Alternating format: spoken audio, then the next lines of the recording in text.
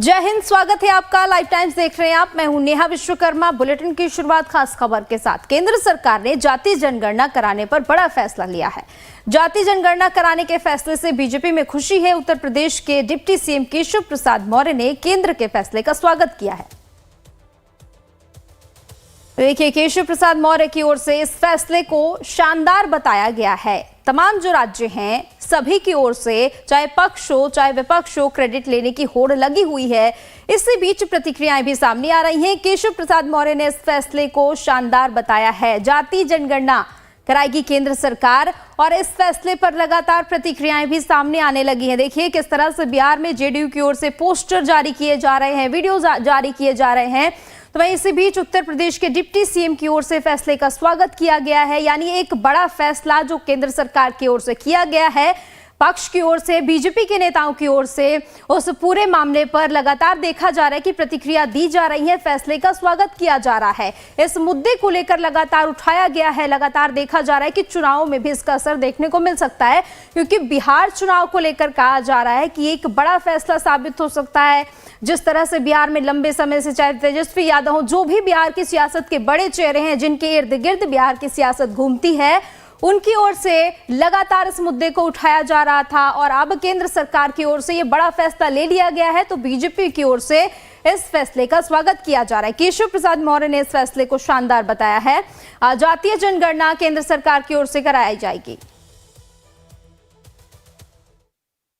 Bharatiya Janata party के वरिष्ठ नेता व योगी सरकार में उप मुख्यमंत्री केशव प्रसाद मौर्य जी हमारे साथ हैं। जाति जनगणना का एक बड़ा फैसला हुआ है। आप जब सरकार में हैं तो आप इस पर बोलते रहे और कहते थे कि भारतीय जनता पार्टी कभी न कभी जाति जनगणना कराएगी। जनता पार्टी ही जाति जनगणना के पक्ष में थी। कांग्रेस हो, समाजवादी पार्टी हो, राष्ट्रीय जनता दल हो, ये बातें तो करते थे लेकिन कभी समर्थन में नहीं थे। माननीय प्रधानमंत्री श्री नरेंद्र मोदी जी के नेतृत्व में कल ऐतिहासिक फैसला हुआ है और पिछड़ा वर्ग का सशक्तिकरण करने की एक ऐसी मिसाइल छूट चुकी है जिसमें कांग्रेस हो, समाजवादी पार्टी हो, राष्ट्रीय जनता दल हो, इंडी गठबंधन के जो पिछड़ा विरोधी नेतागण हैं वो चारों खाने चित हो। करें क्या? पूरा देश अभिनंदन कर रहा है। मैं तो पहले भी कहता था कि भारतीय जनता पार्टी जाति जनगणना के खिलाफ नहीं है। हमारे राष्ट्रीय नेता कहते रहे हम खिलाफ नहीं है, और समय आने पे कब कैसे करना होता है यह करके दिखा दिया। मैं इसके लिए केंद्रीय मतलब भारत के प्रधानमंत्री जी और केंद्रीय कैबिनेट का हृदय से आभार। 50% से अधिक की आबादी के जीवन में बहुत बड़े परिवर्तन का बहुत बड़ा फैसला है। इतिहास का सबसे बड़ा फैसला है। यह फैसला मैंने कहा आज़ादी के तत्काल बाद होना चाहिए, लेकिन 75 साल देश के पिछड़े वर्ग के लोगों को इंतजार करना पड़ा कि जिनकी जितनी संख्या भारी उनको उतनी हिस्सेदारी अब मिलेगी। ये माननीय नरेंद्र मोदी जी के नेतृत्व वाली सरकार के फैसले से। केशव जी, आखिरी सवाल। समाजवादी पार्टी के अध्यक्ष अखिलेश यादव कह रहे हैं कि ये पीडीए की 100% जीत है। ये श्री राहुल गांधी जी की, श्री अखिलेश यादव जी की, श्री तेजस्वी यादव जी की, इंडी गठबंधन की ये बुरी तरीके से हार है। उनको रात में आज नींद नहीं आई होगी, मैं पक्का बता रहा हूँ।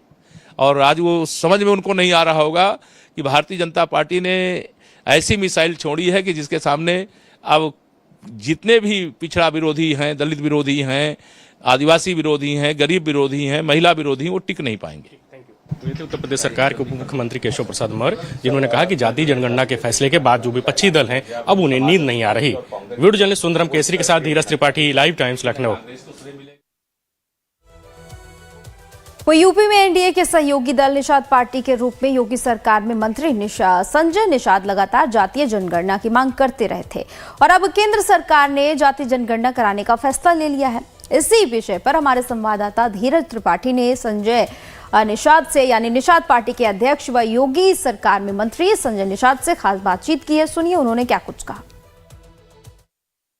गठबंधन यानी एनडीए के सहयोगी दल के रूप में शामिल रहे निषाद पार्टी के अध्यक्ष संजय निषाद जी हमारे साथ, इनसे बात करेंगे। और जातीय जनगणना की मांग लगातार एनडीए के सहयोगी होने के बावजूद लगातार उठाते रहे। प्रधानमंत्री नरेंद्र मोदी से मिलकर योगी सरकार में मंत्री संजय निषाद लगातार मांग करते रहे। आपकी बड़ी मांग पूरी हुई है, किस नजरिए से देखते हैं इस फैसले को? बधाई दूंगा मोदी को और आभार भी प्रकट करता हूं कि मेरी पार्टी का जन्म ही है कि जो निर्बल वही हैं जो उपेक्षित हैं, वंचित हैं, जिनकी गिनती नहीं हुई है, जो उजड़े लोग अंग्रेजों मुगलों को मौत के घाट उतारे हैं, देश को आज़ाद कराए हैं, रोड पर पाइपलाइन रोडों पर शोषित वंचित हैं वो बेचारे इस समय आज के दिन में भूमिहीन है, न शिक्षा है, न स्वास्थ्य, न रोजगार है। और आपने देखा होगा फोटो है, इसमें मैंने अपने हाथों से ज्ञापन दिया हूं कि ऐसा इनकी दशा दुर्दशा है। और ये 1931-41 में जनगणना हुई थी, लेकिन कांग्रेस ने 51 में बंद कर दी और तब से इन जातियों के साथ धोखे हुए। 1961 में हम 70 लाख थे, इन लोगों ने जातियों को ओबीसी में डाल के 2011 में 7000 कर दिया। ऐसा न हो, मारने वाला इनको जिंदा किया जाए, इनके साथ न्याय हो। आज देर ही सही, मोदी जी ने कहते हैं कि मोदी हैं तो मुमकिन है, उन्होंने इस कर को दिखाया। उम्मीद है कि जो जातियां इसी लिस्ट में शामिल हैं, केवट मल्ला, बिंद कश्यप, खार धीवर, रेखवार, वातन तुरैया, ये मझवार, गौड़ तुरैया, खरवार, बिलदार, खरोड़, कोली नाम 7 नामों से जान। तो ऐसी जातियों का एक सर्वे होगा और जो जिस कैटेगरी में उन्हें गिना जाए, और ओबीसी से हमें राज्यपाल ने निकाल रखा, उसे 80 में पहले से है वहीं गिना जाए, ये हमारी मांग रहेगी। संजय जी, आप प्रधानमंत्री नरेंद्र मोदी से हर 3 महीने 4 महीने में लगातार आपकी मुलाकात होती रही, आप जातीय जनगणना का विषय लगातार उठाते रहे। आपको लगता था कि भारत सरकार इस पर मानेगी? आपको लगता था, आश्वासन मिलता रहा है, या मतलब क्या आपके मन में था कि इतना बड़ा फैसला भारत सरकार करेगी? इतने बड़े काम है, 18,370 राम मंदिर है, एक निषाद के घर जाके चाय पीना, उसकी गरीबी नज़दीक से देखना, न आधार कार्ड है, न घर है, न खाना है, सब नज़दीक से जो प्रधानमंत्री देखा हो गरीबी, निश्चित रूप से उसे उसके आंकड़े इकट्ठे करके ऐसे करोड़ों करोड़ गरीब हैं जिनको उनका हिस्सा मिलना चाहिए, तो इसे पता चलेगा कि कौन लोग मलाई खा रहे हैं और कौन लोग बेचारे ठोकर खा रहे हैं। तो किसका हिस्सा कौन खा रहा पता चल जाएगा। सामाजिक न्याय समिति का रिपोर्ट क्या कहती है कि लेदरमैन ने कब्जा कर लिया 23% में, मिल्कमैन ने उस पर कब्जा कर दिया। कम से कम इस गिनती के बहाने पता चल जाएगा कि कब्जा करने वाले लोग माफ़ी मांगेंगे। कम से कम अब जो जिनका नहीं कुछ है उनको मिलेगा, उनको कम से कम विकास की धारा में मोदी लाएंगे। समाजवादी पार्टी के अध्यक्ष अखिलेश यादव हों या अन्य विपक्षी दल, उनकी तरफ से कहा जा रहा है कि ये पिछड़े दलित अल्पसंख्यक समाज की एक बड़ी जीत है जो जातीय जनगणना के फैसले पर केंद्र सरकार को झुकना पड़ा है। तब तक सोशल मीडिया नहीं था, तब तक वो दलित की बेटी थी, ये पिछड़ों के नेता थे। लेकिन सोशल मीडिया पर आने के बाद वो दौलत वाले हो गए, ये परिवार वाले हो गए।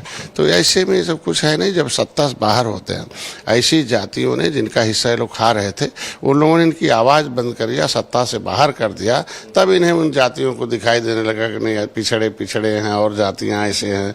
ये जो इनको इन लोगों ने 30 सालों से पीड़ित मतलब है, पीड़ित है, दुखी और अपमानित है, ये 3 इस तरह सारी जातियों को इन्होंने जो धोखा दिया था वो एक हो गई, इन्हें सत्ता से बाहर किया, तब ये चिल्लाने लगे नहीं इनका ऐसा होना चाहिए, ना होना चाहिए ऐसा। वहीं बिहार